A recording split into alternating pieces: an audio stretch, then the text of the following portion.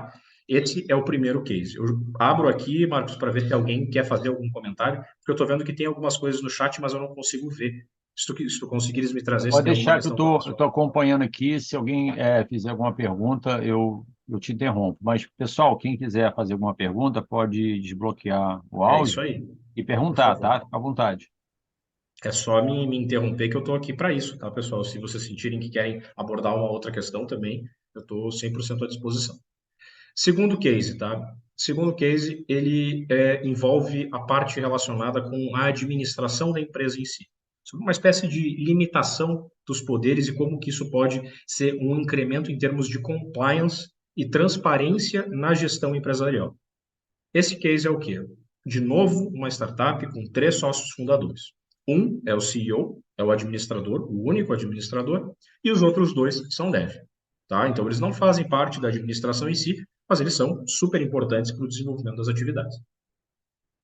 Esse CEO, ele é o único administrador, só que ele começou a adotar algumas decisões financeiras que foram feitas sem consultar os demais sócios e com uma transparência questionável. Isso pode estar prejudicando a continuidade do negócio e criando alguns questionamentos sobre a transparência e rigidez do que está sendo feito. O que cabe aos demais fazer e como que isso poderia ter sido talvez melhor regulamentado. Nesse caso, o que acontecia? O contrato social deles era muito simplório e também, de novo, era o contrato social padrão da junta comercial. E ele dizia o seguinte: a gerência e a administração técnica será exercida pelo sócio X individualmente. Dizia que era aquele sócio, que era o CEO, e acabou. Previa também que caberá ao administrador individualmente representar a sociedade, ativo e passivamente, judicial e extrajudicialmente, podendo constituir procuradores para representá-lo. Ponto final.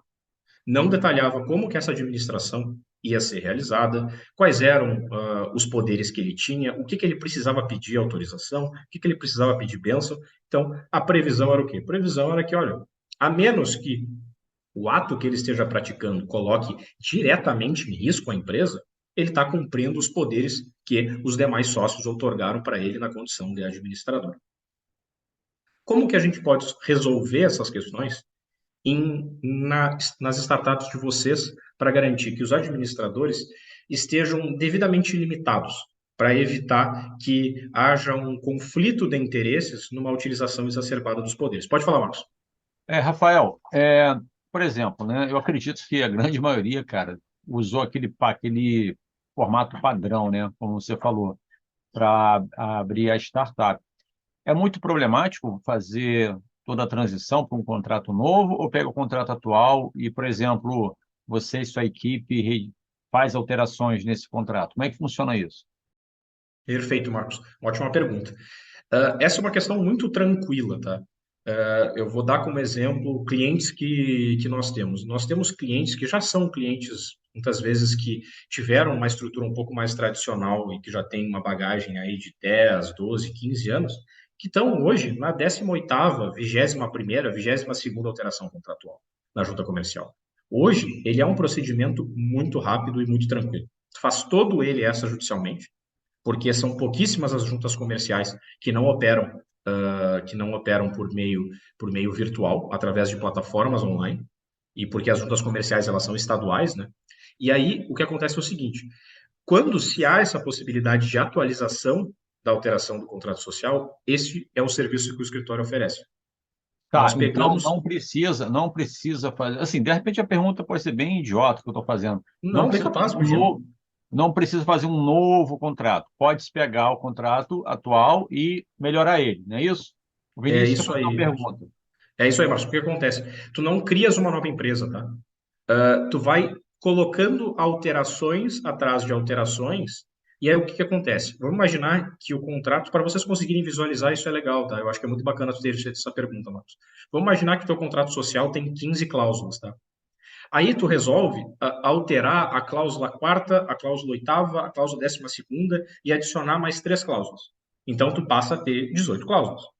Tu vai fazer uma alteração detalhando todas essas modificações e depois tu fazes uma consolidação. Quer dizer, depois de tudo isso que eu modifiquei, a nova redação do meu contrato social é essa. E aí, quando a pessoa for lá pesquisar, o contrato social atualizado da tua startup, vai ver como que a coisa está organizada.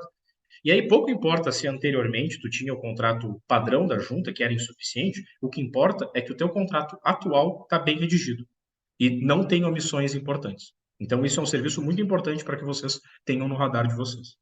Beleza, Esclareceu a ótimo. dúvida, Marcos? Sim, sim, sim. O Vinícius, quer fazer uma Por pergunta, favor, Vinícius? Vinícius. Coloque o áudio aí. Eu quero. Boa noite, pessoal. Boa noite, Rafael. Tá me ouvindo bem aí? Legal. Eu queria fazer uma pergunta que é o seguinte: a gente sabe que é muito importante a gente cuidar desses aspectos, né? Porque eles estão sempre relacionados basicamente à grana, né? E para a gente, grana é muito importante, né? Então, eu acho que cuidar disso é realmente fundamental durante todo o ciclo da startup. A minha pergunta a gente, quando começa, a gente começa sem grana, né? Então, a gente começa testando o MVP, a gente começa sem caixa, começa trazendo todo mundo basicamente com vesting, né? Então, toda a galera que basicamente ainda não recebe, né?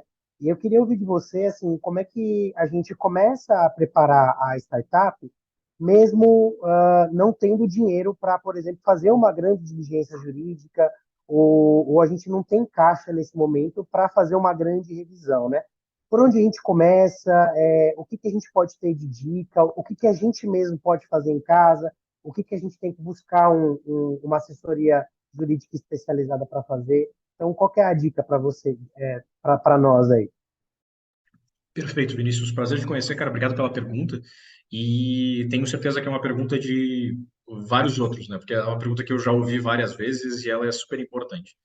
Porque é aquela coisa, primeiro a gente tem que organizar a casa para entender o que é prioridade, o que não é, para poder ser certeiro, né? Ser assertivo na maneira de lidar com essas questões.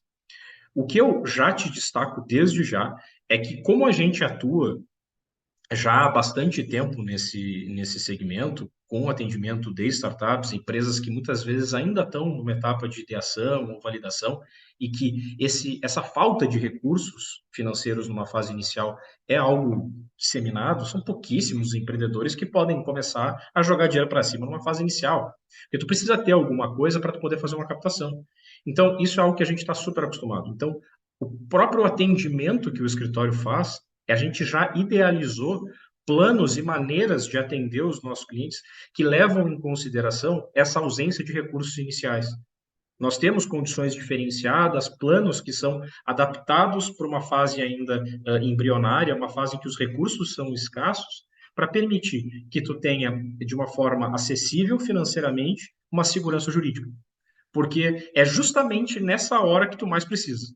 É um pouco paradoxal a coisa, mas ela é fundamental, porque a gente tem várias situações desagradáveis de clientes que nos procuraram tardiamente, porque não tinham obtido assessoria jurídica no início, e aí eles estavam com um produto já mais desenvolvido, já mais robusto, com um número de usuários significativos, já com uma marca mais reconhecida no mercado, mas com uma estrutura mal feita em termos de contratos, um desalinhamento entre sócios, equity pulverizado, de uma forma que pode prejudicar novas captações. Então, são problemas de diversas sortes. Então, quanto mais cedo tu puder contratar algum jurídico, cara, nem que seja para tu fazer uma contratação muito pontual. Vamos pegar e vamos analisar para fazer o contrato social ficar redondinho, fazer um acordo de sócios bem pensado, vamos contratar termos de uso e política de privacidade para a gente poder botar o nosso SaaS no mercado, delimitando bem as regras, para tu ser assertivo. Não existe aquela necessidade de tu pegar a tua startup e tratar como se ela fosse uma empresa que está na bolsa de valores, entendeu? Ela não precisa estar na B3. Os requisitos de governança corporativa são totalmente diferentes. E eles sempre vão ser condizentes com o teu momento. E à medida que as coisas vão acontecendo, tu vai amadurecendo, tu vai profissionalizando. Mas o importante é tu ter essa cautela. Então, quanto mais cedo tu puder dar esse passo, melhor vai ser. Beleza, obrigado, viu?